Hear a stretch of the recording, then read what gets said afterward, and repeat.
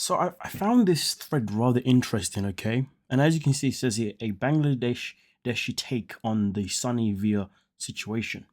And I wanted to share with these guys because this discussion itself in particular is actually quite good, at least for my opinion. Anyway, so obviously let's read it, and you folks can obviously let me know what you're thinking down below in the comment section. But of course, as it says here at the very beginning, a read on Sunny from another Bangladeshi. For the sake of this post, BD refers to Bangladesh, and Desi refers to people from South Africa, from South Asian countries like India, Bangladesh, and Pakistan. Although we are different countries, we share many cultural similarities, which is a fair point. Okay. I was born and raised in Bangladesh, surrounded by men like Sunny and his father for the most of my life. Initially, I had some hope for Sunny because he portrayed himself differently from many other Desi men. However, as the series progressed, I realized that he was just another international Desi F boy. Interesting, isn't it? First and foremost, I'd like to address the accusation that Sunny and his father have abandoned their families back home. Sunny and his father belonged to the labor migration group, a pattern that's existed in Bangladesh since before the country's independence. They haven't abandoned their families. Instead, they are part of a class of people who make the difficult sacrifice of leaving their homes to work abroad in order to support their families financially. Bangladesh is a poor country with limited opportunities, low wages, and high unemployment, and inaccurate I can't say the black word, I do apologize, access to quality education and healthcare. So this, I'm going to say, does make sense because I made a video recently where I spoke about Tiger Lily and Adnan, and I spoke about how when I worked in a school that was predominantly dominated by people from Bangladesh, okay, that the fathers were basically never really at home. Okay, these, obviously they'll have the kids would be here in the UK with their mothers, they'll go to school, blah, but the fathers would be somewhere completely different, away from the family, and for the purposes of making money. So this does obviously, kind of back up the statement that I was saying before. Now it continues by saying, this lifestyle typically looks like this. A young man marries, leaves to work abroad, and sends money home to support his wife and children. The wife becomes essentially a single parent, managing the household and raising kids by herself.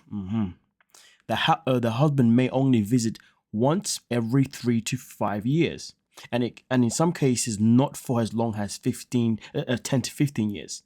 As the children grow older, the father sponsors his sons to move abroad to work alongside him.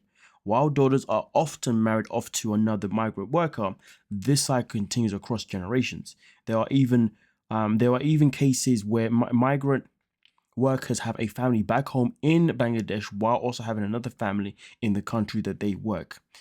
That doesn't surprise me. If you're interested in learning more, here are 2 articles that explain this phenomenon. Okay, but we're going to move into here regarding Sunny. Okay, now it says back to Sunny. By Bangladeshi standards, and given his economic background, Sunny is considered one of the most eligible bachelors. His good looks, subjective. Anyway, and international work experience make him highly sought after. His life story likely follows this trajectory. My apologies. Some of these words catch me off guard all the time. Raised by his mother. Sonny moved abroad to live with his father around the age of 15, 17. He worked hard to send money back home and lived a frugal life. Around 22 to 23 years old, he would return to Bangladesh, marry a girl chosen by his mother, get her pregnant, and then leave again to continue working abroad. He would visit periodically, have more children, and repeat the cycle until retirement. The wife typically lives with the mother and sister after marriage. Yeah, all of this makes sense based on my own knowledge of working with people from Bangladesh. Anyway, with that being said, continues here. Desi men and white women. Many Desi men I know have a fascination with white women. It is like a conquest for them. Even when I ask my own male cousins what kind of wife they want, they often respond, "I am going to marry a white woman." They want to marry a white woman without understanding what truly means for their current reality. This fascination is rooted in our great colonial hangover, where many South Asians are still captivated by the idea of whiteness. I mean, to be honest with you, man, these things happen, and then obviously it becomes a generational thing, doesn't it? Sadly so. What makes Sunny a typical Desi F-boy? Desi men living abroad often date people from different cultures and religions. They they promise them the world, assuring them that they won't have to convert, and that they would never let the family interfere with their love. Something that we've seen from Sunny. They might say, "I love you, and I would leave my family for you," but after some time, when reality sets in, they often realize they can't hurt their families. They may try to get their partner to convert to their religion or my apologies, hold on a second. Assimilate to their culture. If the partner refuses, they break up and marry someone their family approves of, often very shortly after. Those are the same men who might drink, have sex, and do everything that is considered haram, forbidden in Islam, only to suddenly find religion years later. Pretty much manipulating the system, right? Why didn't Sunny tell her about the need to convert? I think for Sunny, Veah was more of a fantasy in the beginning. He lives in South Africa and she lives in America. This was an online relationship for a while. I honestly don't think he realized it would get this serious. Even when she came to visit, I don't think he fully understood the reality of the situation.